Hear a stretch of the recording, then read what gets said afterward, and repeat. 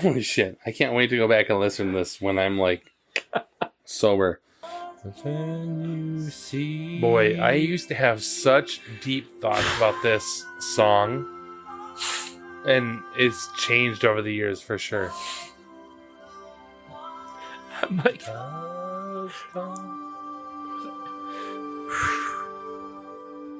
yeah. When like Annie Lennox with that, like, fuck. what are you drinking? What are we drinking right now? Oh, the Strange Brew. Oh man, we got like 40 minutes till we get to Strange Brew, man. So we've been rambling for a bit. Really?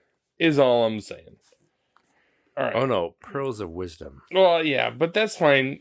This is a big difference of me. This is what happens when Steve doesn't have to drive home versus Steve has to drive home. It's a very different experience, It's a very listener. different experience for everyone.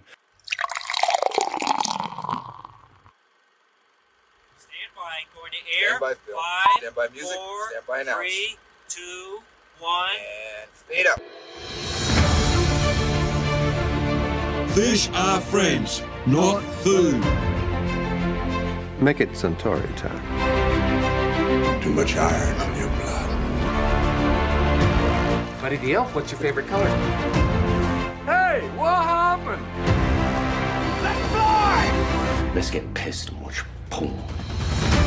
Hello, you've got a base. Are you saying there's something wrong with my gear? We're going streaking! He found me! He's doing this Superman thing. That still only counts as one! Why is the rum always cold?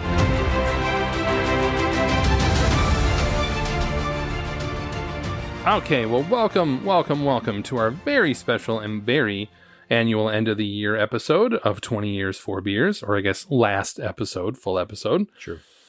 We are a podcast dedicated to rewatching movies from at least 2 decades ago, while simultaneously enjoying a minimum, emphasis on the minimum this time, of 4 modern beers. My name is Steve, and this is my big brother, Tim. and we are coming to you live on tape from just outside of Minneapolis, Minnesota.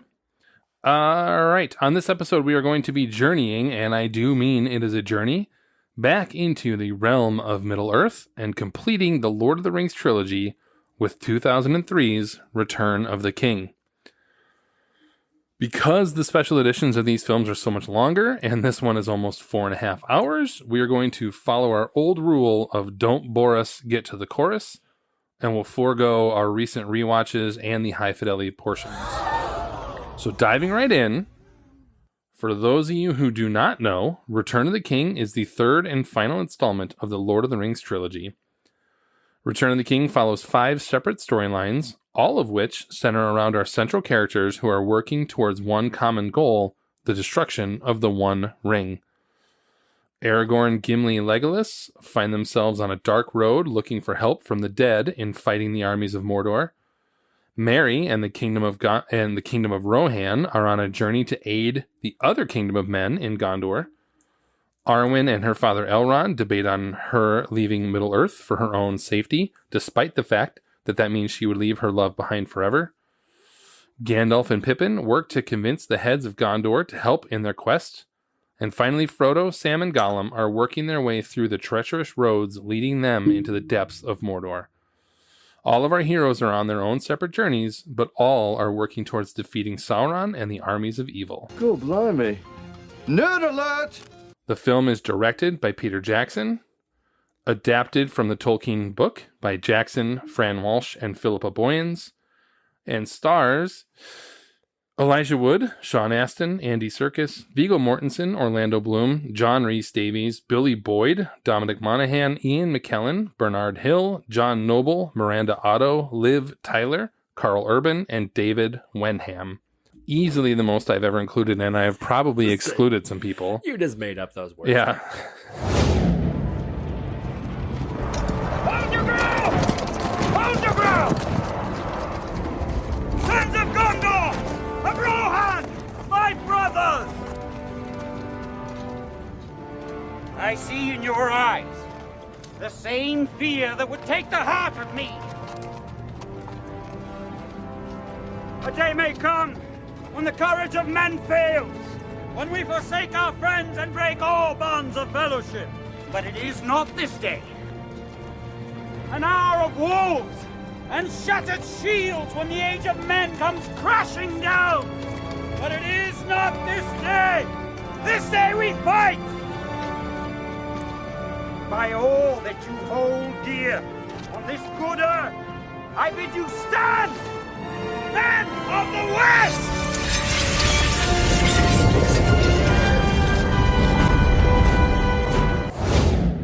All right, so I am actually really excited to be here today. You're excited. Feel these nipples. Just both personally and just from the podcast standpoint.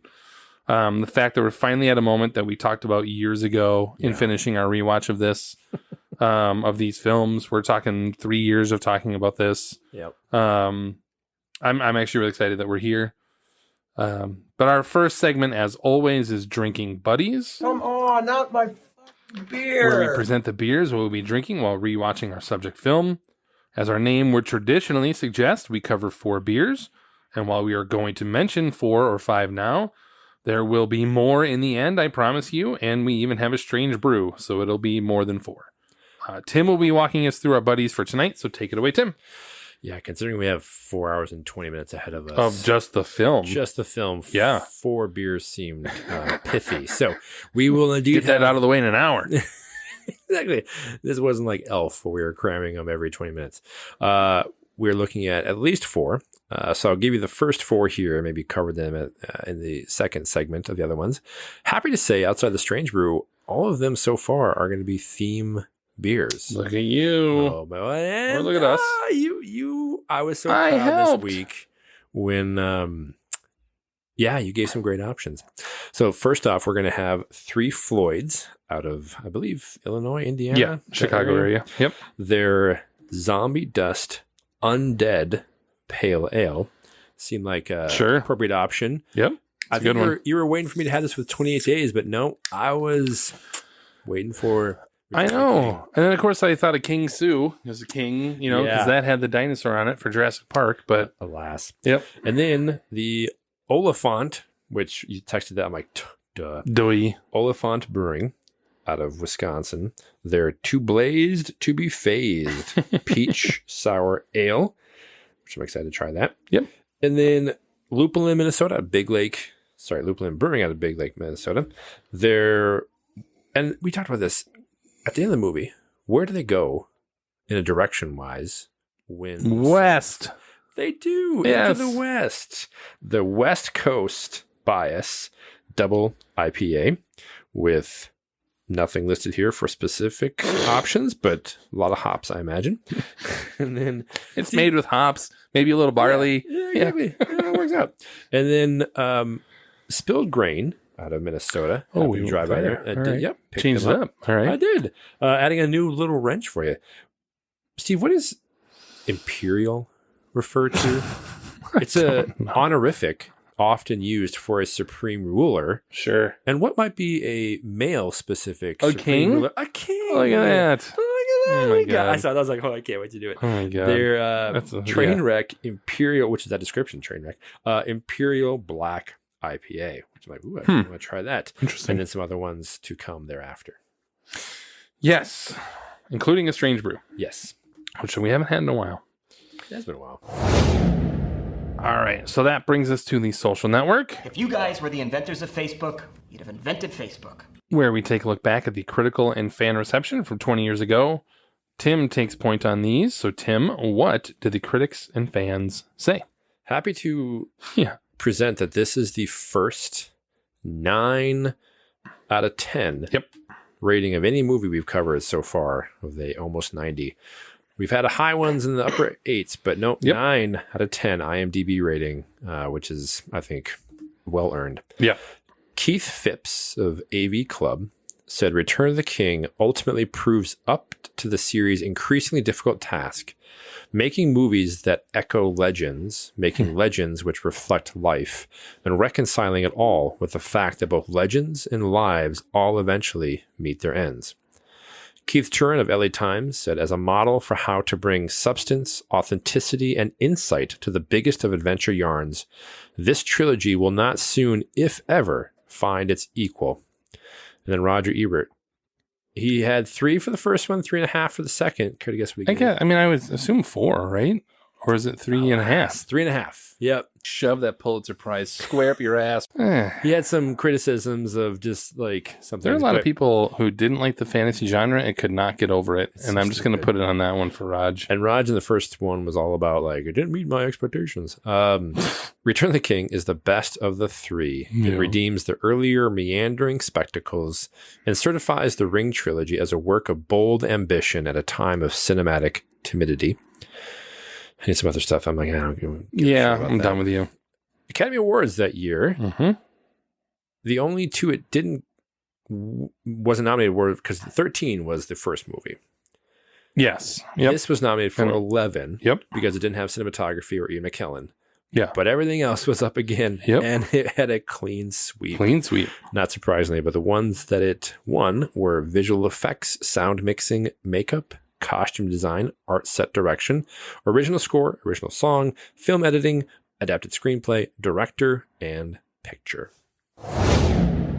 Yeah, I mean, we didn't say it before, but just be prepared Oh, it's going to be today for embarrassing. Yeah, how much we just fawn over this. All right, well, there we go. We are going to pause and rewatch the movie. If you are so inclined, go right ahead and watch along with us. If not, we'll see you on the other side of this break. Here now is The Lord of the Rings, Return of the King. The light of the even star is failing. As Sauron's power grows, her strength wanes. Arwen's life is now tied to the fate of the ring. The shadow is upon us, Aragorn. The end has come. It will not be our end, but his. You ride to war, but not to victory. Sauron's armies march on Minas Tirith, as you know, but in secret he sends another force which will attack from the river. A fleet of corsair ships sails from the south. They'll be in the city in 2 days. You're outnumbered, Aragorn. You need more men. There are none. There are those who dwell in the mountain.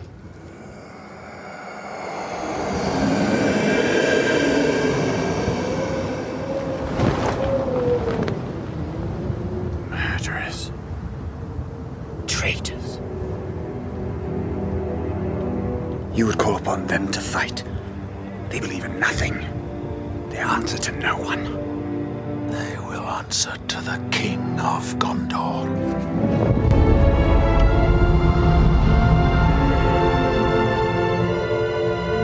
Andúril, a flame of the west, forged from the shards of Narsil.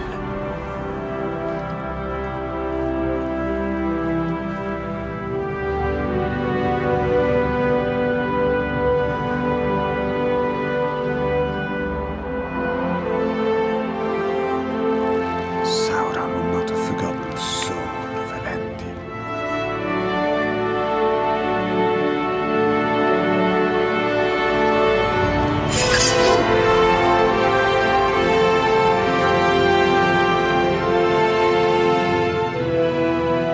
The blade that was broken shall return to Minas Tirith. I didn't think it would end this way. End? No, the journey doesn't end here. Death is just another path. One that we all must take. The grey rain curtain of this world rolls back, and all turns to silver glass. And then you see it. What? Gandalf. See what? White shores. And beyond. A far green country. Into a swift sunrise.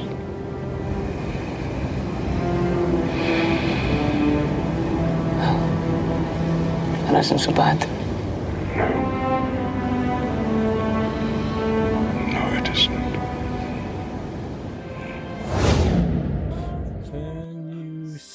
Boy, I used to have such deep thoughts about this song, and it's changed over the years for sure. Mike.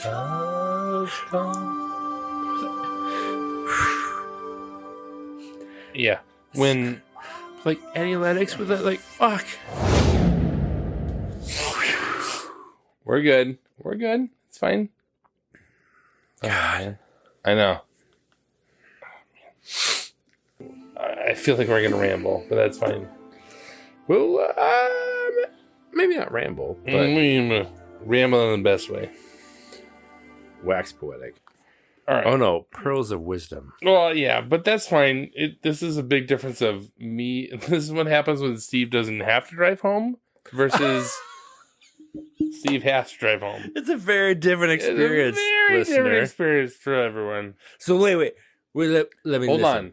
And to be fair, we had a high level of high ABV. Yeah, and it's been a few weeks since I've been drinking. Oh, So, happy 2024. fuck yes. All right, well, welcome back to 20 Years, 4 Beers, where we have just finished rewatching The Lord of the Rings, Return of the King, and also have drank 4 plus, maybe 6. Carry the 2. Yeah. Ish beers that we will review in a segment coming up. But first, as usual, we jump right into our reaction segment for what it's worth that we call Spotlight, They knew, and they let it happen. where we highlight and discuss any top takeaways from our rewatching of the film. Boy, it's going to be interesting tonight. I don't even know where to start. I literally typed out where to even begin. Yeah. I have one place to begin because it's been something like Please do, because I haven't watched it in probably 10 years. So, all right. I defer to you. My biggest takeaway recently in the last week and a half, what I did was rewatch the first and second movie, Fellowship and Two Towers. Kudos. And then, well, I had nothing else to do. But really, ultimately, it was to watch the appendices of Return of the King, right? The number one takeaway that I take away, not only from rewatching this, but also in the rewatching of these appendices, Howard Shore is the score. Like, in 3 films, it's the score. We're just going right to Howard Shore. No, I am. Because He was gonna have final it's not points. no, but like okay, yeah, all right. Let me reorder. All right. no, but in 20 some odd years, we're talking about not just the visuals. You're gonna tell me I could give you a dozen visual effect films, Sure. and this kind of like, but I can't give you the score. This like Sure. So we can come back to him, but my number one takeaway, and I think we'll wax poetic on him at some point. But so here I'll do you a favor because we'll move on to the next thing. Can you repeat the part of the stuff where you said all about the things? What I find amazing as we go is the attention to detail in this movie, and all 3 of these movies, is unmatched by anything in the history of film, television, or anything else. Game of Thrones couldn't get a Starbucks cup out of the way. It couldn't happen. It was like, oh, we can't do this. Oopsie. We'll just take it out in post. And they failed horribly. These guys come in an era where this has never existed. Sure. Like, I think that's what it is to me. It has never existed in the history of film, television, or any other media what happened in this trilogy. We talk about all of our faults and problems with the Star Wars prequels. Mm-hmm. These guys come in and say, F it, we're just going to do what we want. We're going to do what we do. and we're going to make the greatest cinematic achievement in history, and we're going to do it like with seemingly no effort. Like, that's how good it is. We know, if you do research, it took a ton of effort and a ton of, like, 6 years for some of these people. Yeah. 6 years Yeah. for some of these people. But it does not come on across that way. So No. I'll move on from Howard Shore. We'll come back to him later. Well, no, we can But the lead into attention them. to detail in this movie, to me, it's more about it's not just the attention to detail in the, like, little things along the way. It's the hidden within the costumes, the sets, the visual effects, the subtle parts of the story, whatever it is. That's the attention to detail I'm talking about. Sure. It is unmatched, unparalleled, and I cannot think of anything to this day, 20 years on, that even comes close to this. Yeah. So there you go. We'll talk about Howard Shore, I know, but... Oh, I will. Yeah. So, watching this again makes me think when this was coming out... Oh, man. And prior to this... The first two movies had released their extended edition, correct, DVD versions. Yep. And you mentioned the appendices, like the amazing making of features that were included in that for nerds and dorks like us. Mm-hmm. That would be in awe of the production that would be put into these movies. To think, how do you get the tiny details in the high level to that? So when I remember walking into the theater, it's probably one of the highest in Milwaukee. Were you at? Yes. He's out there. Okay. And it was one of the highest anticipations I've ever had for a movie. Of like, the first two delivered and then some. This better hit the mark. Yep. And it was just a wonderful experience to actually feel like, yeah, the whole effort, first, second, and third movie, was done in a way that had the final goal in mind, where they would be able to have the overarching experience and the story and the connecting element that Peter Jackson, director, writer, he had accomplished something absolutely unbelievable, rare, and rare to this day, indescribably wonderful, that I haven't watched in probably 10 years. Probably, I don't think, since I've had kids.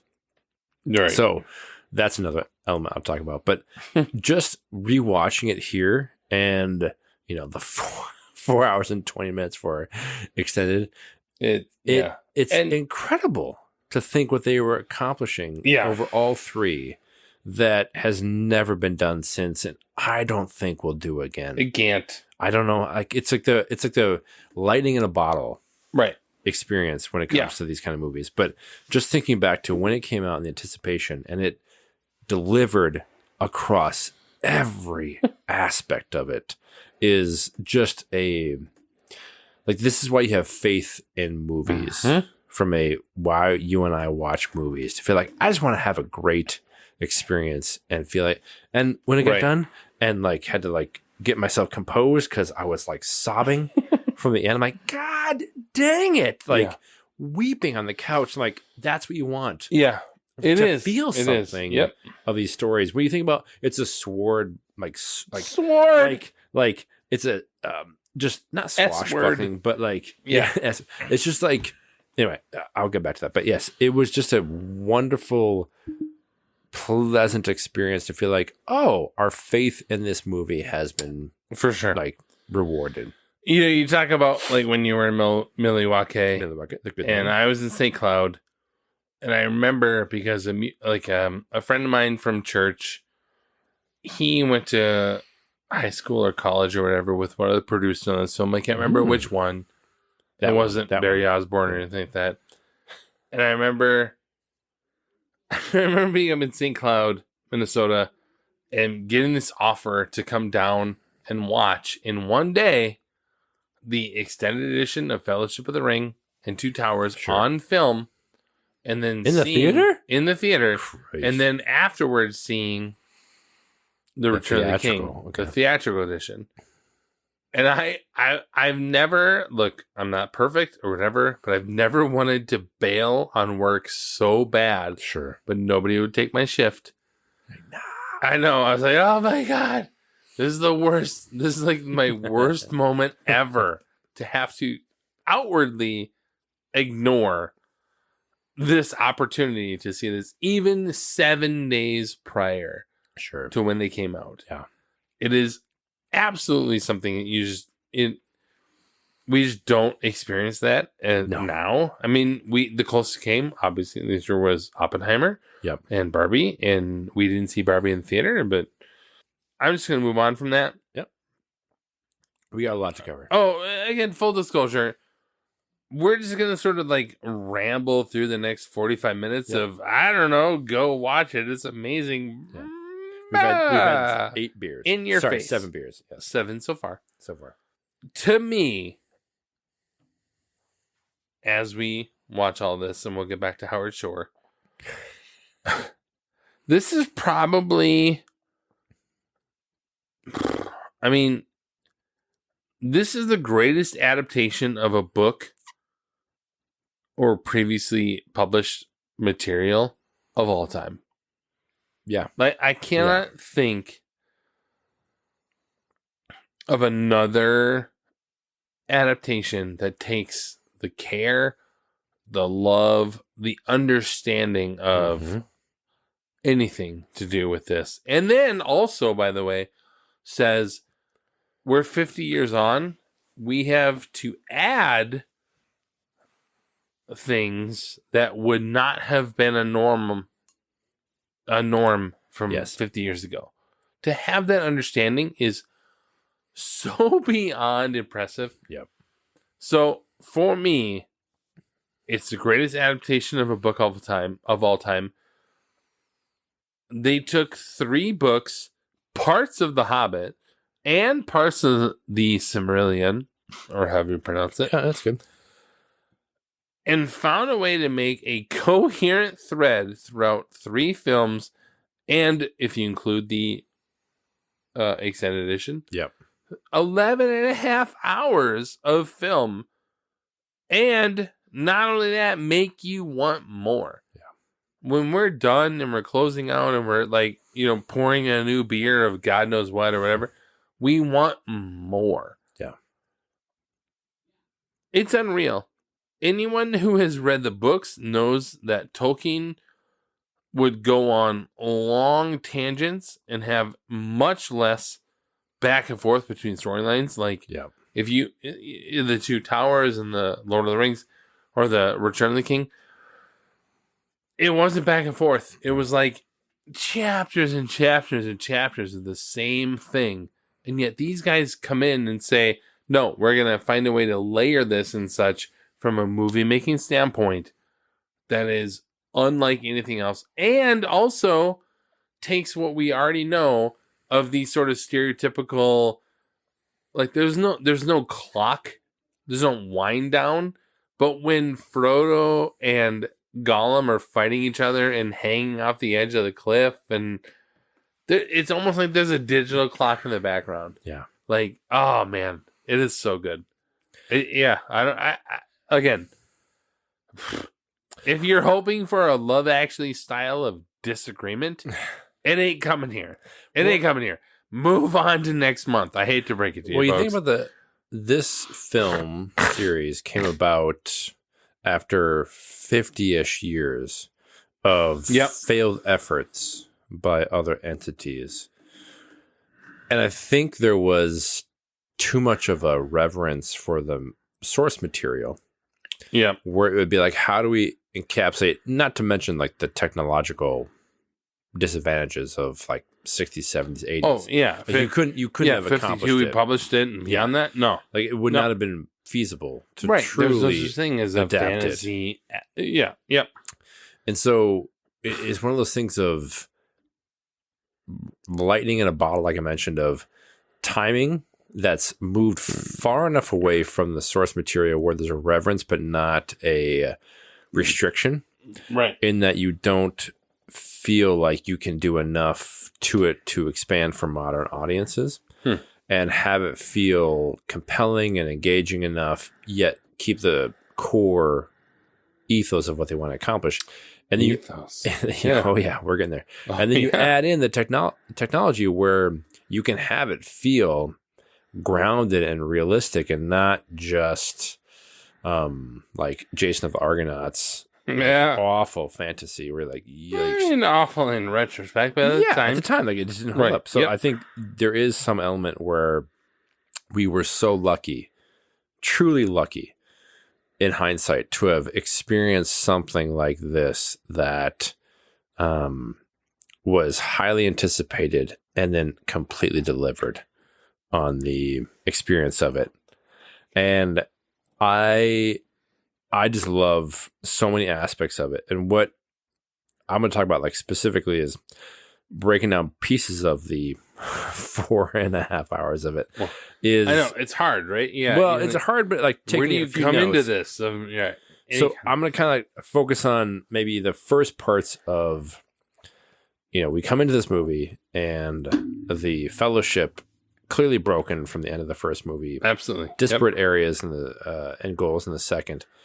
And what I love about this is initially when Sam and Frodo are waking up to start moving again, and Sam is talking about his rationing of the resources they've been given. Right. Early on. And 4 hours right away, in, right, it's like, well, it's for the journey home. Right. And it's the first glimpse you get that Frodo, who, if you think back to the first movie, undertook the endeavor without any kind of understanding, but just knew that this was the weight he had to carry. Yep. He's starting to grapple with the fact that he thinks he will not return home. Right. Yeah. It's a foreign concept to him of like, oh, yeah, why would we save this stuff? That's keep our sustenance up to get through this journey. And it's like, oh, the return home. And so I love that this movie starts to plant a seed that even two characters who appear up to this point to be completely copacetic and like focused on the same goal, there's going to be a start to be a rift. Yeah. That plays out later. Yeah. But that's not forced either. No. It's just a great thing of Sam asking, well, it's for the journey home.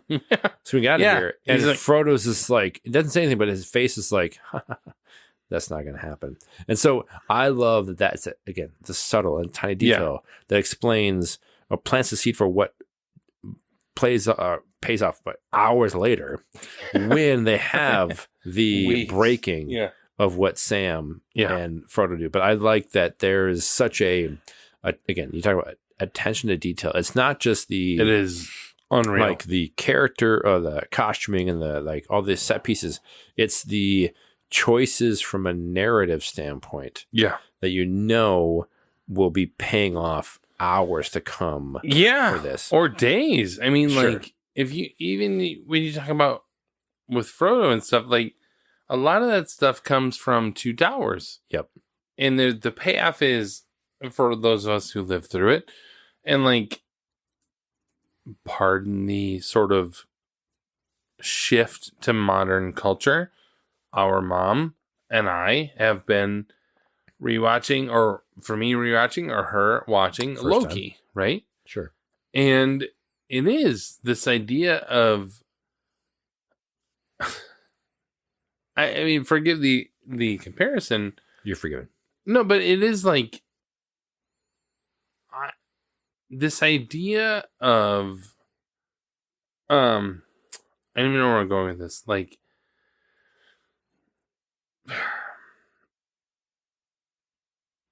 we have this experience, right? Like we had all this history, and even though like you and I did not know Lord of the Rings before these movies or whatever, and as you read in college, right? And I read before it came after out. college. Yeah. And we're talking about 2001 or whatever. Yeah. And what I'm saying is, from a Loki standpoint, I come into this from some history and some 12, 13 years. Right. Yes. You're before right. we got then to Loki. She comes into this of like, I don't know where to come from this. Yeah. And it's this weird connection of like, how do you bring these people with? We did not have this in that time. No. We did not have this 20 years ago or 22 years ago with Fellowship. And I don't even know where to go with that. It's just, I am so floored and really, I'm really interested in my own reaction to us watching this. Yeah. And like, we've watched 2 movies already, 7 hours or so of actual footage of this, and been like, oh, we got these episodes, this is great. And yet we come here and you go, boy, this hits different. Mm-hmm. This just hits different. I don't even know where I was going with that. With our mom. I honestly, again, I haven't had alcohol in a couple weeks, so maybe that's part of it. We'll just allow myself to ramble. I'll forgive you. I'll forgive you as you asked. Bring it.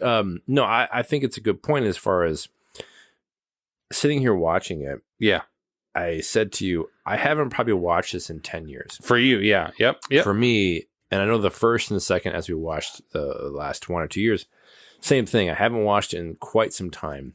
And so while I absolutely remember the high points, because we've seen it many, many times, there were the subtle elements that would come in. And there's this experience of, and I just watched, my wife and I have been watching the Marvel movies with my kids for some time. And we just watched Captain America Civil War. Yeah. And I say because we've been watching over a couple of years. But yes, when we watched these movies and the Marvel movies, like, you think about the time invested. Oh my God. Years, 10 years between the first Iron Man and Infinity War. Lord of the Rings, the 3 years it took that you watch it, you waiting for the Christmas holiday season. Yeah. And you had to like wait it was around in the for that. preview Yes. initially. It was like we will be waiting for years to come back. And that type of weight comes into it that you experience and feel it, that when you it's hard to honestly capture that. I know. Or explain it to like new entrants. Podcast didn't exist 20 years ago. Boy, do I wish we could find some way to have our like bottled in. You had your reaction in Milwaukee, Wisconsin. I was in St. Cloud. Like, to have these real, honest, like, the reactions to this would have been so cool. Yeah. To revisit 20 years from now. I walked out devastated because it was 3 years of buildup and work for this, like, and delivery. Yes, exactly. Man, it's one thing to have, and we've had countless times where we have high expectations. You're like, yikes! Or we watched the freaking Pirates of the Caribbean first movie this year. Well, now, okay, all right, well, hold on, but like in terms of like the diminishing returns of what seems so cool, right? That movie aside from what came after, yes, agreed. But I think, like from a franchising standpoint, we are so fortunate to have experienced it at the time and place. So again, forgive us old men waxing poetic on our podcast. Here's our story. But really, it was a moment in time, pre-internet, where I think about almost the internet existed 20 years ago. But not what we're talking about now. Like, think about I agree. Think about Lost when it came out in 2005. Yep. And the fervor around it and the assessment of every single episode. This doesn't exist 2 years prior to that. No, this movie. I agree. Yep. So this kind of like lightning in a bottle when it came out, and the technology available and the accessibility and focus on it is totally different than what it could be now. Yep. And it existed before streaming television, long form narrative, where you think about a 12-hour sequence was broken up into 3 movies over time. The New Line Cinema and everything involved. Who doesn't exist anymore thanks to this. Yes, right? Like, true. What a bold element. But yeah, I think it's hard to truly describe to people that didn't live through it what it was like to experience it. So as far as I have plenty more. But I have plenty more too. I'm so worried as I edit back on this is going to be us rambling for 45 minutes. I don't say rambling, but like we've talked through some of the high level stuff. I'm just saying, this is our 89th episode. Yes. And for 88 episodes, including 2 of the precursors to this, there is nothing that compares to this. And so it is hard to kind of sort of ramble on or whatever. I obviously have more points, but I would love to see where you're going from what you're talking about. What I wanted to talk about was the bullet by bullet like points of this and this and this. And but what I really feel compelled about to talk about from the first and second and the third movie is the Hobbits. So I'm going to focus on them initially. If you think about the story as far as I can understand from Tolkien's experience post World War I, where taking elements of a world who are unfamiliar with the horrors of war. And the Hobbits are our proxy. Yeah, absolutely. So think about the first movie where they are coming in and they've been sheltered just as a species, people, geographic elements. They've been just forever hidden from the ills of war, battle, strife, all these things. And then the four who undertake this epic journey, which seems like a lark.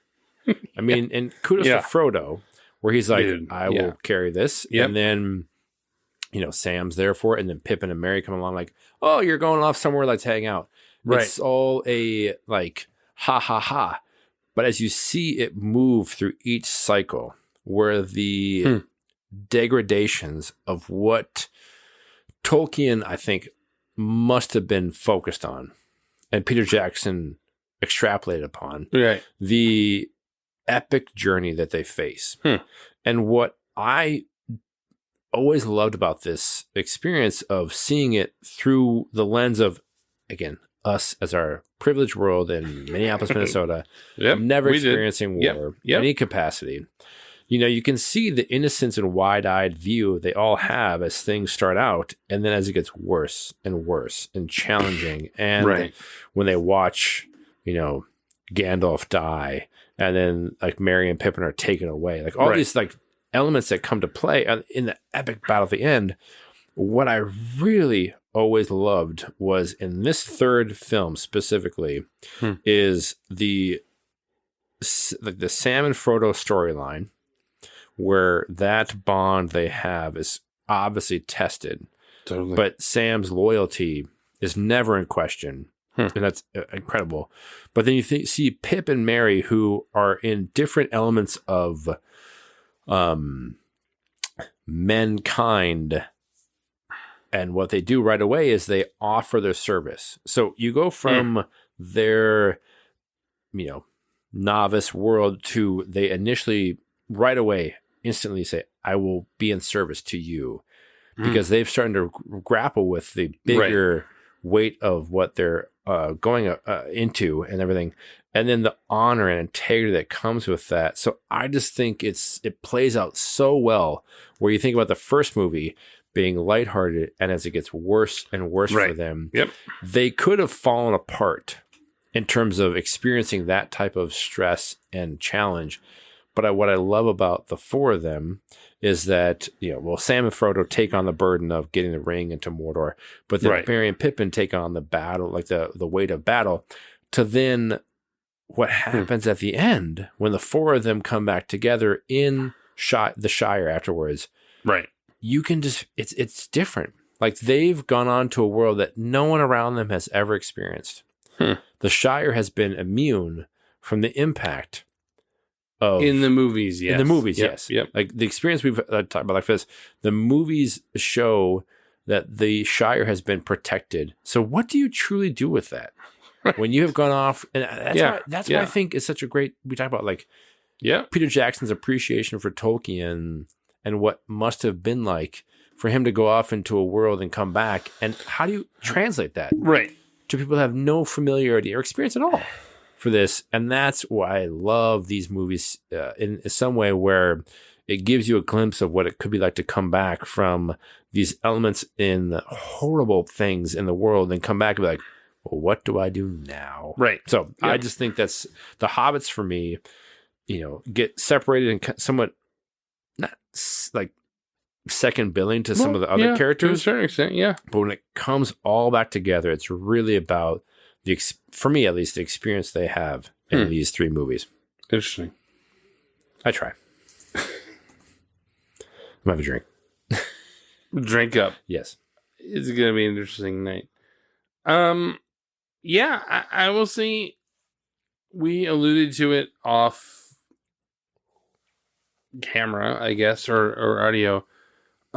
Boy, lost in the shuffle of all these films is Elijah Wood. Yes. Off of what you were just talking about, like what he brings to every scenario, both verbally and physically and mentally, whatever it is. Yeah. Like, I think even we have right now a pause scene of potentially something I'm going to bring up in a little bit.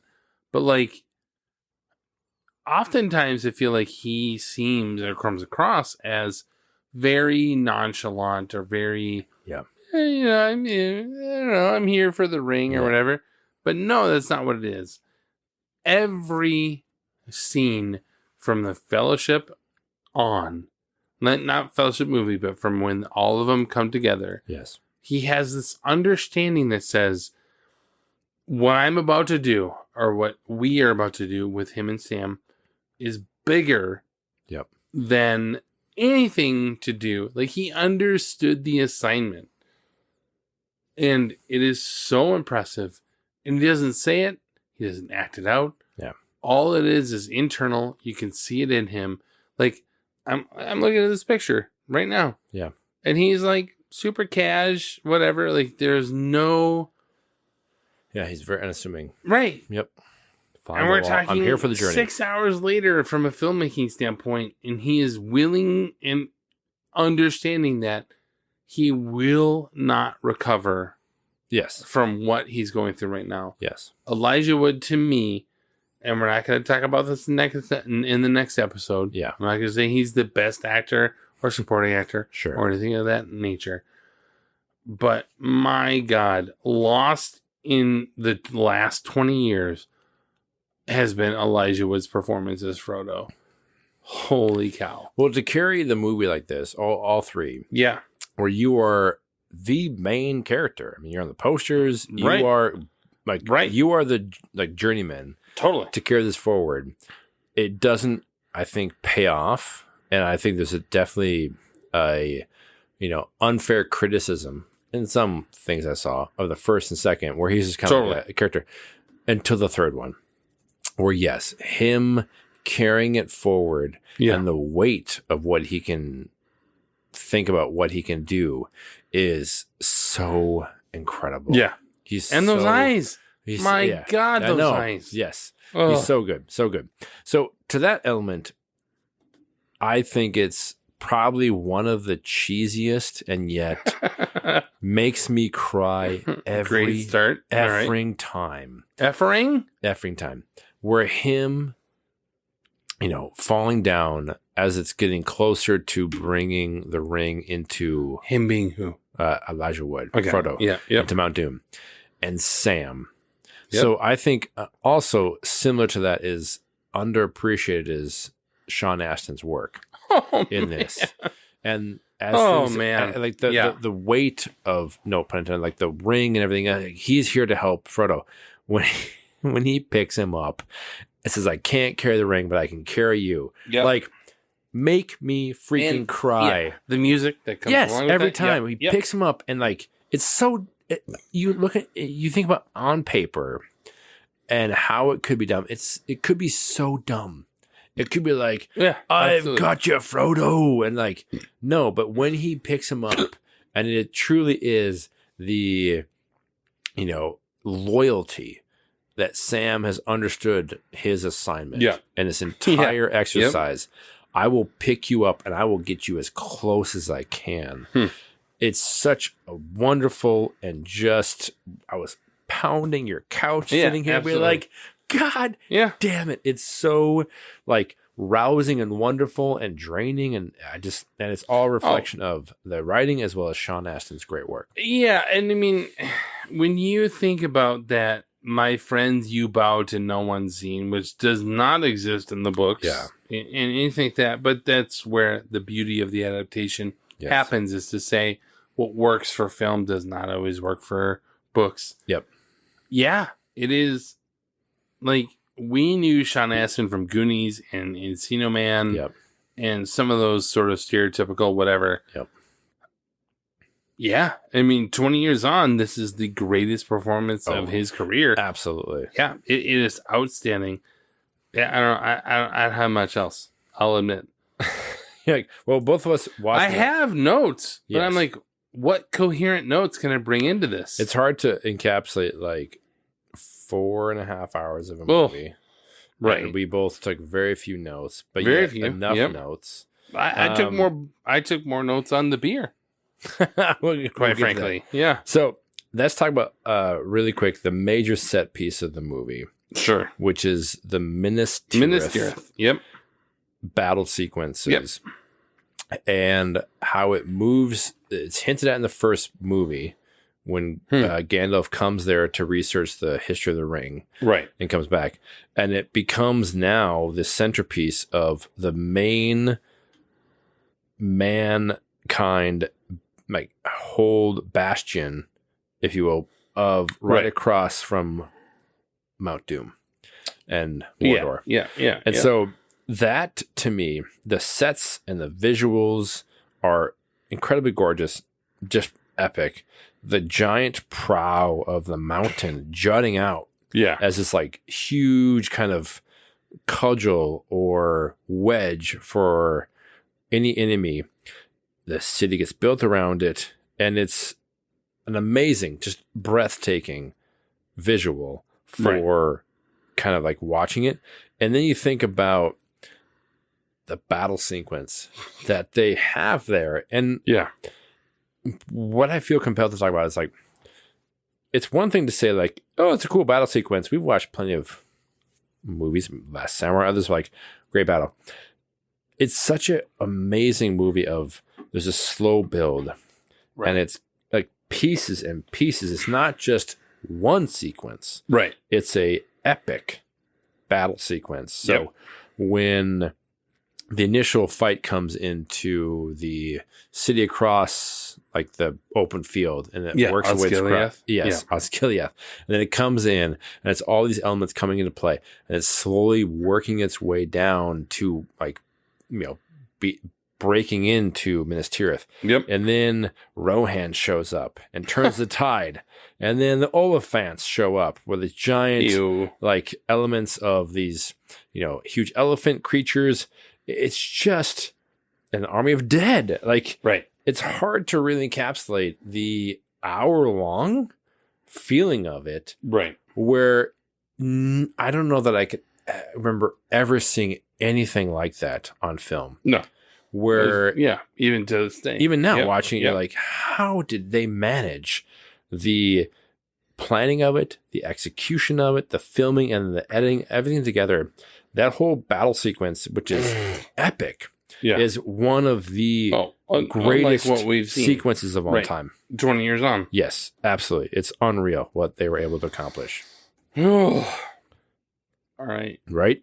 I know. It's so hard to like come up with anything aside from just this visceral pontificating how great it is. I mean, it is. And it's hard. Like, again, I haven't had much booze in the last couple of weeks. So, you know, there's that for sure. The only thing I will end on, quite frankly, as we're like, I don't want to be like, oh, I'm done. I'm spent. Well, we'll have many endings. Emotionally, it's not far off. What bothers me the most, and it bothered me 22 years ago when I saw it for the first time, I'm so exhausted at people saying this movie ended X and X amount of times. Oh, sure. Yeah. It had too many endings. I loved it. It had too many false endings. But not only if you've read the books, which admittedly, while I have, I can't express, I don't know. Yeah. But beyond that, like, it's not about somebody knowing what you're trying to say. It's about getting that message across the right way. And I have the hardest time trying to figure out 1 year, 2 years, 10 years from now, how to express what we experienced. Yeah. It is so unique. But I remember being in St. Cloud Theaters in not St. Joe, but whatever mall Wade Park area. Yep. Right. And Rachel, the girl I was with, saying like, oh, this is ending again. Oh, they can't figure this out. She was so ADHD in the moment that it totally ruined it for me. Yeah. I will not listen to people who say this had too many endings. No. This had long drawn out endings or anything like that. I will not listen to it. It is so perfect that that's my last thought, I think. And it's just like, bring it on. Like, you people out there who are listening or whatever, you want to send me your thoughts on it, I will debunk them immediately. Yeah. This movie, no. There's no editing or shortened version that makes any sense. I don't know. I get so tired of that. I agree. And watching again, it's like the many is such a lazy criticism. Yep. Because if you truly think about it, like, are you honestly going to have Sam and Frodo die on the edge of Mount Doom? Yeah. No. They've been going for, which again in the movies is not explained, 20 years? Epic. Yeah. Amount of time. Because Gandalf's gone for 13 years from the Shire before he gives that ring to Frodo. No. Yeah. It's such a frustration where I think of, so they get saved, meaning the intimacy of the core group, the friendship, fellowship, is realizing those elements are now all safe, save Boromir. Okay. Yeah. So that's like fair. the first element of like the most intimate element of these individuals is safe. So great. Like a macro or micro scale. And then you have to expand out to what would this mean from a larger societal aspect, because that's what the movies have been about. So you have to address what would it be like for all these civilizations that have been grappling with this impending doom for so long. Now it's gone. And then you have the element of a legacy aspect of Aragorn, where he now is taking on the rightful heir to the kingdom of this in that aspect of it. Right. But the hobbits can't be overlooked because they're the kind of conduit. They brought the ring out of the Shire. So it's like, whoever says it's too many is like, you have not been paying attention. Truly, because it's like a micro scale and then a macro, and then what to do. So Aragorn and his love interest don't exist after that final sequence. Right. But then it's what do you do with those four main characters who left the utopia? Again, and going back to the adaptation of this, it's and it has to be grappling with it to the point where at the end, where we're freaking sobbing on the couch when it comes to Frodo having to say goodbye. Right. Sorry, I'm gonna cry again. Like, to the people that brought him through this, to say, oh, like, I don't fit here anymore. Right.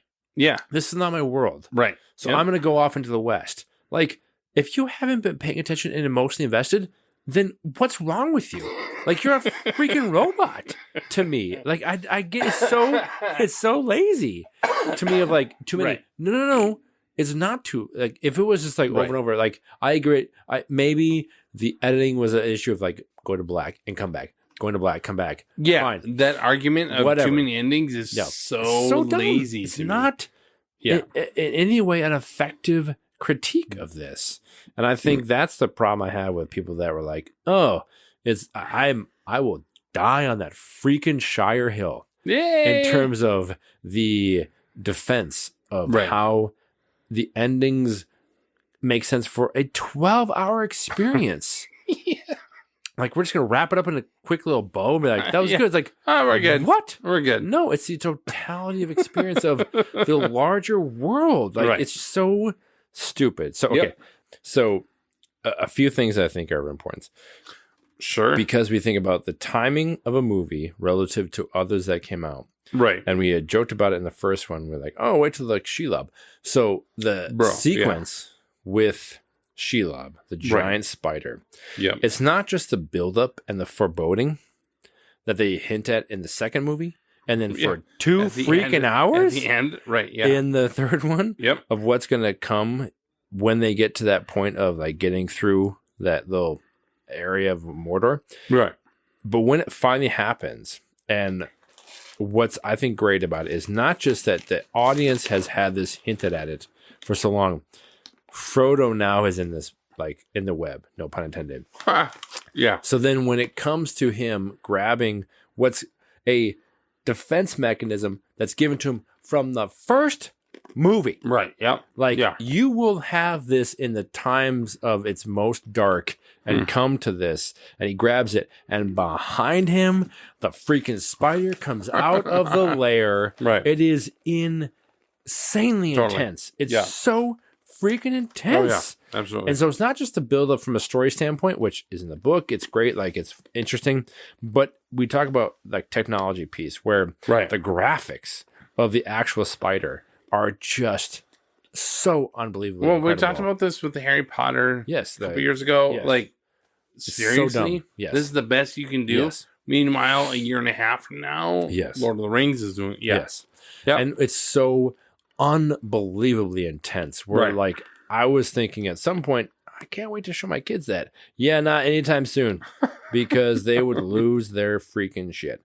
So a couple years from now. Yeah, a couple years. That's great. What I love about we talked about in the first movie, like any kind of trilogy is like first movie is building the foundation, second expanding it, and the third one is kind of like not constricting it, but bringing all the loose ends together. I love watching this movie, a Faramir's story. Faramir is, I agree with that. Yep. It's so underappreciated. As time goes on. Absolutely. Exactly. Where I haven't honestly watched this since I've had kids. And so, again, biased as it is, when Faramir is grappling with the fact that his brother has died and the father that he feels he is so trying to like earn his like affection from is like, I wish you would have died. Right. Versus your brother. Right. Yeah. And I'm going to send you off. We're 2 hours into this. Yes. Final, yeah. And I'm going to send you off into, I know, an experience where you are going to probably die, but it's going to be great because now I can like the grief or whatever it is like, it's so hard to watch it now that I didn't like experience when I first watched it, certainly, as well as now having kids. It's so incredible to the story and the aspect of it. It expands Faramir. So then when he eventually meets Éomer in the like hospice, it's totally earned. Right. It's totally earned. It's not just like, oh, hey, fellow injured human, let's get together and bone. Like it's like they're both wounded in so many ways. So also, speaking of that, we're gonna go on a bullet by bullet rant. Do it. Great way. Freaking Éowyn, when she is like tasked with the male aspects, which I know didn't exist in the Tolkien book, but whatever. Right. Kudos to Jackson and Philippa Boyens for expanding it. When Éowyn is like, I'm going to take Mary under my wing and we're going to fight the sequence, to then when she pulls off her freaking helmet to the freaking Witch King, be like, no man can kill me. I am no man. And freaking stabs him in the face. It's just like, oh, that's what we will like. That's why we go see movies, man. Like, I agree. It's so effing incredible. What you like, crowd pleasing wonder of what you take from a source material of respecting it for when it existed, and you add it for modern audiences. Yeah. I think it is when it existed. Yep, and for sure. Éowyn is so great, and it's what's wonderful about it is because up to that point she's been somewhat a damsel in distress. Sure. Yeah. In the first or the second movie, she's in Theoden, like the daughter, like, oh, Wormtongue's trying to like get on her. It's like, this is gross. And then she's falling in love with Right. Aragorn, and it's like he's like hard pass because I'm betrothed to other Right. people. Like Right. not gonna happen. And so she's like grappling with it. She's like, no, I'm gonna be a badass bitch. I'm gonna take down the freaking Nazgul, which no one else could. Right. Until Yeah. I came in and stabbed him in the freaking face. Like and it's cut off his head. Right. Yes, but it's so earned. So Totally. freaking earned. So the last thing I'm going to mention here is, well, before we talk about Howard Shore, No, I mean that's we'll go through it. As what I love about the final battle sequence is you think about the Aragorn storyline where he's come from the Ranger of the North and Right. he hasn't taken on his mantle of future king. He's fought it. He doesn't want to deal with right. it. Yeah, he wants nothing to do with it. And Yep. people don't want to support him, except, well, some do, but not everybody. Is that what I love about the element of him being a potential great king from Middle Earth is when he recognizes we have to draw out Sauron's armies. Right. Frodo, we haven't heard anything up until now, but now we have confirmation that Frodo is still alive and he needs our help. So let's bring the Eye of Sauron and all his armies to us, knowing we may very well die because we are completely outmanned and outmatched. But that to me is that level of extra, like, in terms of what a leader could be like, in terms of why you are destined to be this king. And so what I think is so great about this, like, we're going to draw the troops out, bring them to us to allow them a chance to have the greater victory, knowing we may very well die. Right. And that's what's a great element of, like, it's fun to be like battle sequence. We're going to take on these elements, but it's like, what is the impact of this? And really, that's, I think, a differentiator for this of the third movie, where it's, not just fun, we're going to enjoy it and which is amazing. Like, like totally. It's such amazing sequences overall. And it's fun with Gimli and Legolas, like, fighting over how many they kill. It's great. But no, what really comes, it's you ground these elements in these characters where Aragorn realizes, I'm going to have to possibly die if it means Frodo can live and kill the ring and everything, to the point where when they're going to fight and they realize their efforts worked out because Frodo clearly has killed the ring because Mount Doom is starting to crumble. I just love the realization that the victors of all that effort might have done so and now have to grapple with, oh shit, Frodo and Sam might be dead. Like, how do you challenge? Like, how do you, like, the juxtaposition of that is so incredible. Yeah, it's poorly handled in the books. Like, it does seem to be like there's not a back and forth editing. It's like, oh, I edit this for the next 10 hours or whatever it is. Yeah, all I these totally elements. agree. Yeah, Like, that's why, like, watching it again, the few notes I took, but enough to be like, these stood out to me of watching it and experiencing why it pays off in every single storyline, which is incredible to think about. There's no short service given to any element that's in this movie. Okay, really quick. I agree. I made a note. Howard Shore, the composer. Before you begin, sorry, please. Yes. I'm going to stop. Hold on, recording. Continue. All right. Yeah. So we've waxed poetic enough in the first one and the second episode about Howard Shore, the composer. Totally. Who truly has not done much in terms of cultural impact, despite his efforts. No, I get what you're saying. He's a fine composer. He's absolutely the MVP of this entire 3 movies. Totally. That's why I couldn't. You started with him like, I'm going to get to the end. Yeah. He does so much where, like, at the end, we're watching the freaking credits with the song of Into the West. Yeah. And I'm like freaking sobbing. What is that about? But it's about the experience and the totality of it and the visceral connection from just the music. And Howard Shore, like, all the accolades he got and the Oscar wins. Yeah, like, 3 of them. So good. Yeah, by my count, I recognized at least 10. Yeah. And I stopped, like, really paying attention. 10 repeated themes throughout this film alone And according to him, there are between 40 and 50 repeated themes throughout the series, which is just unreal. That's crazy. The most impressive to me and it's gone off the TV here, and I'll throw it in. The most impressive for me, as I'm thinking back on it, is in the Fellowship of the Ring. Boromir hops up and he starts talking about, what his, I guess, family and lineage can do or whatever. Yeah. And Howard Shore throws in the Gondor theme. Very simple individual French horn. We're talking about film 1. Gondor does not exist in our world. Because even in film 2, it's Rohan, it's all this stuff, but Gondor itself does not exist. Yeah. And so in film 1, he's sitting there with this little theme underneath Boromir, talking about whatever, and it's Gondor's theme. Long has my father, the steward of Gondor, kept the forces of Mordor at bay. By the blood of our people are your lands kept safe. Give Gondor the weapon of the enemy. Let us use it against him.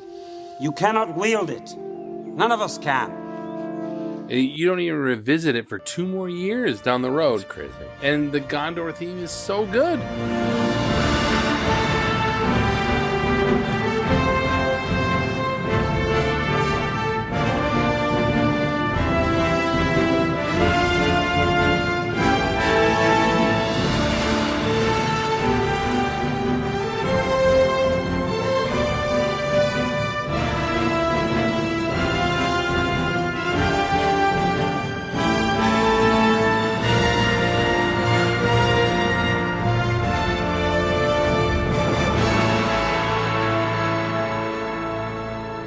Yeah, it is unreal. It is a perfect score. Yeah. He is so the right person for this. It's just, it's unreal. Serendipitous of having not done much prior to this, but the timing of the movie, what they tried to do with 3 stories over 3 different years, filming it all at once, scoring it, all these things, aspect of like, we're going to have one big movie broken up into 3. And outwardly known. The serendipity of him coming into this from a composing standpoint, God, like, lucky that all worked out with that. It's so incredible. Yeah, I don't have much else. I have one final question for you. Go ahead. Have you ever watched the 3 extended editions in one sitting? Yes. And I mean, so I'm 42 now. It's probably been a decade or beyond where I actually sat down, and maybe not in one sitting, but just sort of over the weekend. Sure. Right? I mean, it's 11 and a half hours. I mean, let's be fair. Yeah. But it's been at least a decade, if not more. I want to say 26 when they all came out, and I was like, I should do this. And I sat down. I'm happy to say I've done it once. And I will never do it again. As much as we love this, I could not recommend that to anybody. First world problem. It was brutal. Like sitting there watching the entire sequence back to back. I remember I got up at 8 in the morning. I started watching it. I was not done with food and pee breaks until 10 at night. And I could not have cared less about the multiple endings. That's a problem, right? Right? So it's like, okay, so if you're ever in the mood to like just sit down, like break it up. It's worth it because it's absolutely incredible. All right. So as we close out our spotlight segment, we come to our final takes called The Verdict. I'm going up there. I'm going to try it. I'm going to let the jury decide. This is where Tim and I give our final verdicts after rewatching the film and decide whether or not the movie held up over the course of the last 2 decades. It did. I'll go first on this one. Please do. So my verdict, I think it can be very easy to have some recency bias or find ourselves into the realm of hyperbole. Looking at you, Tim. Hey-o. And we can often throw around words like masterpiece or classic. With The Lord of the Rings, Return of the King, we have both of those and more adjectives that we simply do not have time to cover. It is movie making at its pinnacle, where every member of the cast and crew knew they were handling something special, and all of them felt the pressure of the entire world on their shoulders, yet still found a way to deliver and exceed expectations. At almost 4.5 hours, it is hard to say it is perfect, and it certainly can make you want to watch in multiple sittings. I mean, Tim's notorious for that, for sure. But every performance, every shot, every song, and every sound makes you want more and not want it to end. Obviously, based on our reactions, I have 5 out of 5 stars. Holds up and even gets more impressive as time goes on. Love it.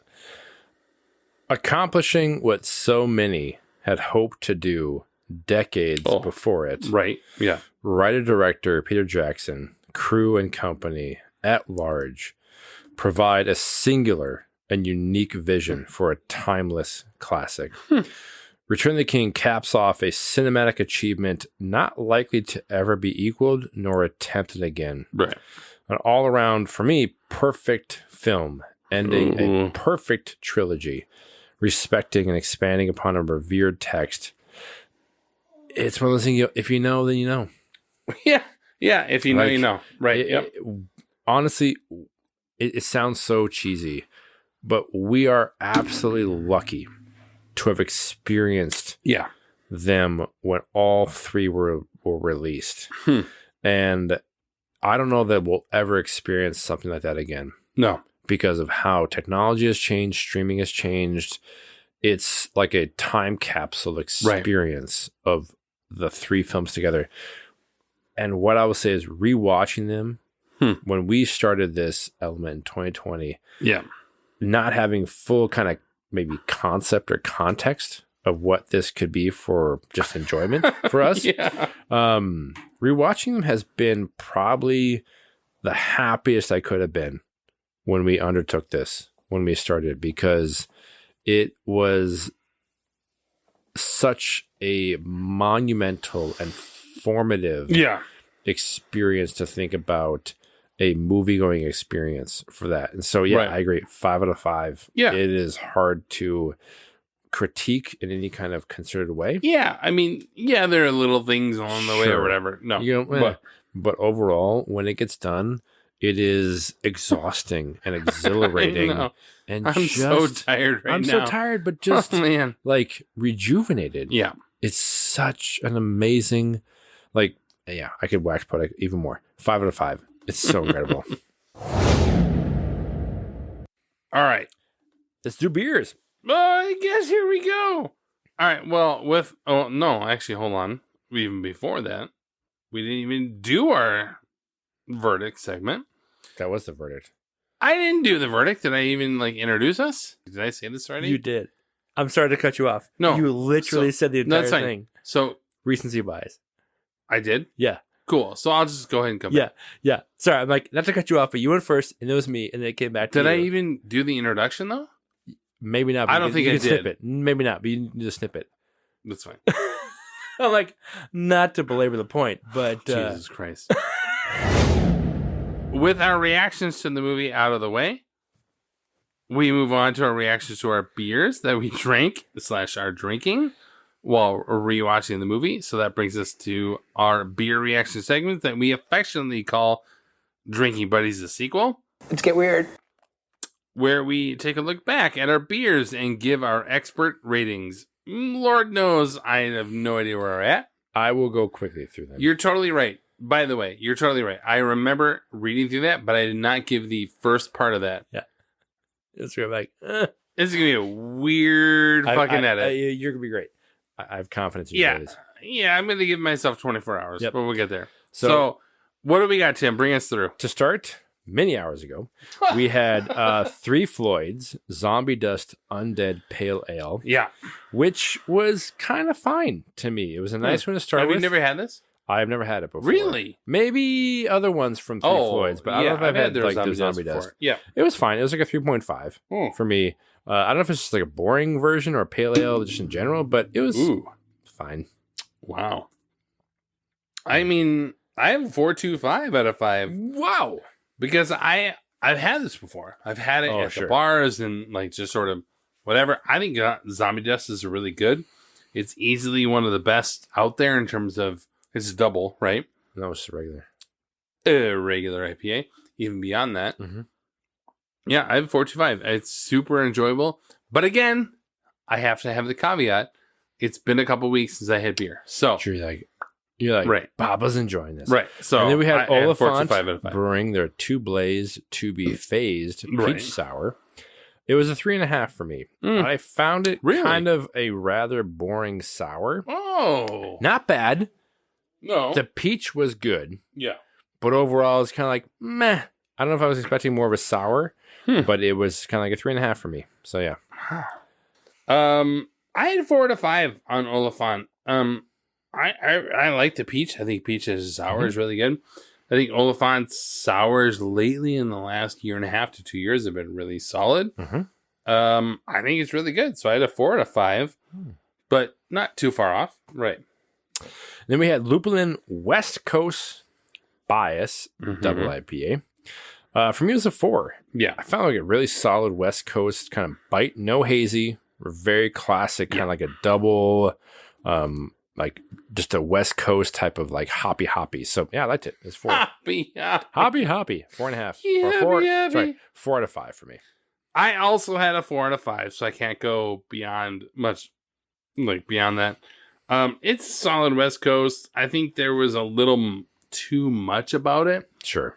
Like there was just a little too much lupulin flavor to it that held me back from a 4.25. But it was kind of boozy. I'm like, ooh. Yeah, it was good though. Yeah, 4 out of 5. And then we had Spilled Grain Trainwreck Imperial Black IPA, which I had at a 3.75 for me. I found it was okay. I was maybe wanting more like that black IPA type of bite to it. It just was kind of okay, but not bad. But just okay. Yeah, 3.75. I had 3.75 out of 5 as well. Literally no notes after my. I was like, I've been to Spilled Grain before. Like 3.75 out of 5. The crowler. It was not bad. And if you're gonna split a crowler, it's totally fine. Worked. Yep. And then I had we had Starry Eyed. I feel like this is where I will admit I feel like this is where you lost me a little bit. Well, we had pretty much from this point on like really most were high ABVs. So and this is where we didn't introduce them, but Starry Eyed, the Eye of Sauron. Hey, another or what was it? Eye of. It's not Eye of Sauron. No, it's the Starry Eyed. Yeah, the eye. But there was the Wee Woody. Right. From 2020, their Wee Heavy style. It was a 3.5 for me. I kind of was expecting more. Really? With barrel aging and like kind of like it was pretty mild. I felt like it didn't have much of like a I hate to say this, so forgive me. A mouthfeel to it. It's pretty watery. I was like, nah. So it wasn't bad. It's just the flavor I was expecting way more than that. But 3.5 out of 5 for me. I mean, I had a 4.25 out of 5. I actually really liked it. Again, let's be fair to the booze that's in my system. Yeah. But I had a 4.25 out of 5. I liked, and I guess in my brain I was thinking, this is the same brewery that gave us the lemon bacon. Yeah, true. And so, which was notoriously terrible. Yes. So I guess I was like, it's going to be better than that. And it is outstanding if you compare to that. Yes. Right. Yeah. But if you think of the label, it says Wee Heavy aged on oak and Kentucky bourbon whiskey. I would be strongly challenged to feel like there's whiskey in this. Well, like, you are the whiskey / bourbon version. Yeah, I'd be like person in this group. I didn't quite feel it. And then we had a option that I've been thinking about for a while. Saw it recently. Fulton Brewing out of Minneapolis. I can't believe you found this. I was like, holy cow. Their beer called Patience. It's their Holy barley shit. wine ale that they brewed as part of their Garage series. I'm going to see that after you're done. Last 2014. I was the can't last, even. so Yeah. almost 10 years ago, and it was 10.6 when we brewed it, or they brewed it. And I don't like Right. barley wine. No. And It was like a 4.5. Yep. For me, like I could not believe it actually held up this long. I have never had a beer longer than like maybe 7 years. We tried. Yeah, we recently. tried the mint chocolate stout. Yes, Was even 10 a few years. It says, "Sip, reflect, and repeat. Your patience has been rewarded." Totally. What's everything about the theme? Patience. Yeah. For the movies come out over time, 3 years, 12 hours to watch it. But yeah, it was a 4.2. 4.5. I had a 4.5. I had a 4.5 out of 5 too. It is just one of those beers where you just go. I had the mint chocolate stout from the last couple times we met, and same kind of thing. This is beyond what I'm even able to describe to you. And anyone who's listening who loves beer can't go find it. No. Like, there's not a thing I that found can on go a find. shelf in St. Cloud. Right. I was So, like, I mean, I "What?" feel bad, but yeah, we're sitting at almost 10 years that's been sitting there. It is so good. I had a 4.5 out of 5. It's delicious. And then we had the teas that we had with the Strange Brew. Take off, you Hoosier. You take off, you numb. Hoosier Brewing out of, I imagine, somewhere in Indiana, right? There we go. Let's say Hoosier. It's their Java Berry Fruited Sour Ale. The name of it is called Pinball. If you have me out there, it is the black currant and dark chocolate espresso, which was Of like, a sour. what is this going to be like? Yes. It's a 4.5 for me. Man, I don't know what to do with the this. hell is this? And it is Yeah. so ridiculously complex and weird and wonderful. Like you smell it and you're like, yeah, coffee. You It's sit and there. taste It and, tastes like it the too. Berry and Yeah. I'm floored by how crazy this is. And good. Yeah. I mean, I have 4 out of 5 probably, but like, because I've been nursing it for the Sure. last like 45 minutes, I guess. But the style, man. Yeah. It's when really I good. bought it, I Oh, was yeah. like, oh, black currant sour. Cool. Yeah. Black currant espresso and dark chocolate? Yeah. Yeah. I don't taste much of the dark chocolate, but I don't know. It comes through a little bit. Ooh, there's a drop of the Ew. coaster. Yeah, it comes through. I don't even know what to say with that one. But I guess I have a 4 out of 5 as well. And we're at what? 1, 2, 3, 4, 5, That's 7 6, beers. 7 beers. Yeah. Easily Yep. our most, like probably by 2, right? Absolutely. Most of it is 5. Woo! Getting drunk. Malt beer. Malt beer. Malt beer. Our final segment of the episode is Quiz Show. The exciting quiz program 21. Where in our research for the film, we find some interesting trivia nuggets that we hope will stump the other and possibly intrigue you, our dear listeners. Boy, I actually have a few of them. Really? I do. I will admit. And partly because I rewatched the appendices or whatever, and there were ones that came up or whatever. triggers. How many you got? I have one that's really viable, a second that you'll Wow. get. But yeah. Because I have 1, 2, 3, 4, 5, 6. I have 6 that I could ask if you really want I'm to. happy so you to. go ahead. So the film was nominated for 11 Academy Awards. Correct. And won all of them. Mm-hmm. 2 other films have won 11 Academy Awards. Right. To share that honor. Can you name the 1997 drama and 1959 epic which share that honor? I can. And it's Ben-Hur. Yep. And Titanic. Boom. There you go. Cha-ching. Like check off one of my trivia. Yeah. Well, it wasn't quite one of my trivia, but I will say what's interesting is there is an actor that, for some weird cosmic thing, is in 2 of those 3 movies. Do you care? Oh, yeah, because the guy that plays Theoden was the ship captain in Bern Titanic. Hill. Yes. For some weird That is kinda reason, crazy. ends up in 2 That's funny. Yeah. of the movies that Highest ends amount up of- in. yeah. Right. It's kind of crazy. All right. Well, buckle in, Tim. I love it. As is well documented, and we have discussed already, I think, over the course of the last few films. This film used a variety of visual effects, including miniatures, usually mixing them on top of on top of each other, or whatever, for greater effect. One such scene is the City of the Dead, where Aragorn goes to hold these ghosts accountable for their oath to the king. Yep. Right? It's only in the extended edition. It wasn't in the theatrical. It's undead. Yep. Right. In the extended edition, our heroes get to experience a skull avalanche trying to send them over the void into nothingness, right? Tim, how many miniature skulls did the creators use in the miniature version of this avalanche scene? When they're like the wide out scene, when it just like explodes Huge and all the mountain of miniatures, skulls. not when they're obviously close up because there's more, but just the outright outward scene. 10,000. You are short by 1/8. It is 80,000? 80,000 Jeez. miniature skulls were used in that scene. That's crazy.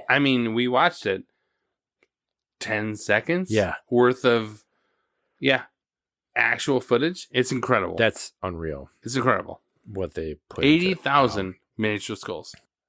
So we love our Oscar trivia here. I have a few for you. Okay. Which category was the only one to win the Oscar for all 3 films? Visual effects. Correct.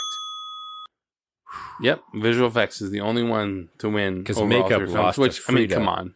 Yeah. Which is like a giant. Right. I remember like the time of like a giant. Oh, a unibrow? Oh, good for you. Beat out the Uruk-hai. Right, Yeah, exactly. Exactly. Yeah. Visual effects. Well done. All right, you're 1 for. All right. We know that this film won 11 total awards, and you talked about how Ben-Hur and Titanic were the others. Yep. And the franchise as a whole won 17 total Oscar awards. Sure. So Peter Jackson, Fran Walsh, Howard Shore, Jim Riegel, and Randall William Cook, both for visual effects, those last 2, all took home 3 awards apiece. But one person actually came away with 4 total statuettes from the making of these films. Can you name that person? Richard Taylor. That is correct. Yes. Makeup and Twice for makeup, once for visual, Yep. and once for costume. I don't know why I do that. I know, I was right? looking at them like, Richard who Taylor. won what? I'm like, Right. he is the one He's that, yeah. in everything. Richard Yes. Taylor was in Oh, everything. God, he's great. Nice. Okay, so here we go. Here you're 2 for 2. Oh, There we go. All right. How many? So we alluded this a little bit in Two Towers, by the way. We talked a little bit with us. How many third installments of movie franchises? How many third installments of movie franchises have been nominated for Best Picture? 0. Sorry. 1. We're literally talking about one of them. I meant prior to this. No. How many third third installments, 1, installment 2, or 3, have ever been nominated for Best Picture? Just 1. Richard No. the King. No. Godfather Part 3 was nominated for Yeah, we Best talked Picture. about this last year. Yep. The third one's nominated? And there's another. Okay. There's Oh, actually another number 3. Like from the 50s? No, Okay. no, more recent than actually. The third one? Mm-hmm. Just want me to tell you? What's the year? That should have been probably 2010-ish, right in there. Oh, gosh. 2010, More 2011. recent, yeah. Yeah. Like an arcade. It's an animated film, Tim. Toy Story 3. That is correct. There we go. Nice. Yeah. That was the key piece. Yep. Obviously, only one is Yeah. one in Yes. Return of the King. But there is, funny enough, Tim, been a 4th installment of a movie franchise that has been nominated for Best Picture in the last 20 years. Can you name the fourth installment of a movie franchise that you love? And I would give you a hint if you want it, and it'll be a dead giveaway. I need a hint because it'll be also the black and white version is outstanding. Oh, Mad Max Fury Road. Right. Nice. Yep. There you go. It is actually way better. Oh, totally. Oh, the black and white is but that is unreal. the 4th version, yes. the 4th installment in that franchise. Got there without that. Right. Yep. Nice. Are you ready? I got one more for you. Oh, I love it. Yeah. Buckle up, champ. So this movie, Return of the King, is number 7 on the IMDb top 250 list. Fellowship being number 9 and Two Towers being number 13. And I am certain that at one point or another, we have mentioned at least 5 of the 6 that are ahead of this movie. This is number 7. Okay. Right? Can you guess those 6 films? I know we've mentioned 5 of them, and I'm not certain about the other one. It's like a needle in a haystack of ones. But when you really hear what I'm about to say, you're gonna be like, "Oh yeah, okay." The top 6 on IMDb fan rating, the top 6 films ahead of this. Shawshank Redemption. That is number 1. See, I'm like, that's got to be. God bless America. There's 2 sequels on this list and 1 original. We've mentioned it many times. Yeah, but I mean, mentioned the 8 episodes. How many? Well, yeah. How many times have we talked about maybe rewatching this together so that you would enjoy this? The 1970 some on yeah. But you were actually there. The Dark Knight. Dark Knight is number 3 on that list. Yes, which is well earned. Absolutely. In the 70s. Yeah, there's 2 of them in the 70s. Jeez. And 1 actually in the 60s. Come on, man. We've talked about it. Godfather Part 2. And Godfather. That's correct. Which I hear, Godfather is number 2, and Godfather Part 2 is number 4 on that list.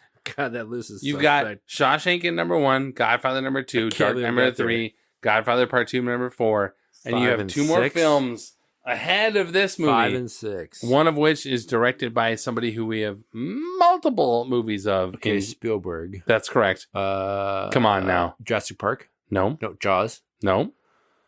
What's his arguably best film that won Best Picture? Schindler's List. That's correct. There you go. Yep. And the other one you will not get to. Okay. Which is 12 Angry Men. Oh, that was so good. It is That's good. Such a but good we have movie. not discussed that movie. Sidney Lumet? Oh my god. I'm just saying, like, we have not that's the one movie. Oh, if you think about all the other ones on that list, we've talked about many times. Totally. The only one we have not talked about really is 12 Angry Men. Yeah, that's good. Wow. This is number 7. This is number 7 And behind those other 6. So number which 1, I would actually kind of be fine with. Yes. So Shawshank is number 1. Godfather. Yep. Dark Knight. Godfather 2. And then you got Schindler's List. 12 Angry Men and then 12 Angry Men. Yep. And then Return of the King. Wow. That's a good list. I don't know. Anyway, there you go, man. My last trivia for you have you have more? Well, I think you only had 1. I had 1, but the second one it was is like a super weird easy. circle jerk. Okay, And all it's right. more like a never mind. Continue. Sean Astin, who plays stalwart Samwise Gamgee. Totally. So good. He's had a storied and successful career, including roles in this trilogy, obviously. Rudy. Are you going to give me Encino Man right now? No. I was thinking that, like, how crazy was it last year Encino Man actors, like, main one is supporting one. He and, Brandon Fraser. Yes. Encino Man and Stranger Things, to name a few. Yet he did have his big screen debut in what 1985 Richard Donner directed action adventure film. Come on. I mean, Goonies. You mentioned it. I was like, dang it. Goonies. Come on. Come on. Such a classic. Yeah. That's our time. I like went That's way our time. deep in mine, and you're like, oh, I mean, like, Yeah. Goonies. Remember Sloth? Speaking of Goonies, yeah, Sloth and like the guy in this Yes. movie with the Yeah, weird the orc or whatever. Yeah. So that will bring us to the end of our final episode in 2003 films. Stay tuned for our upcoming year-end special with our year-end awards and our journey into 2004 films, beginning with Miracle, where Tim will obviously walk us through all that he knows about hockey. Funny enough, we just covered it. We just covered it right there. Yep. There we go. That's what Tim knows about hockey. Yep, exactly. Be sure to find all of our previous episodes on your favorite streaming platforms. Find us on the web via the metaverse of Facebook, Instagram, and Threads, and head to 20years4beers.com for more info. We want to say thank you for taking the time to listen and for clicking that like or subscribe button on your devices. If you are so inclined, please click the support link in your bio on your sites and consider just supporting us in other ways. This has been 20 Years 4 Beers. My name is Steve. I'm Tim. And thanks for listening. Thanks. This is like my worst moment ever. You're like, no man can't kill me. I am no man. And freaking stabs him in the face. What's wrong with you? Like you're a freaking robot. To me, Bob was enjoying this. Right. Cut! Cut! Cut! My God, did I get trashed at the end of that? That's so great. Holy shit. I was like, oh, you're so feeling it. I'm here for the ring or whatever. Yeah, I don't have much else. I don't even know where I was going with that. With our mom. It's strange for you, man.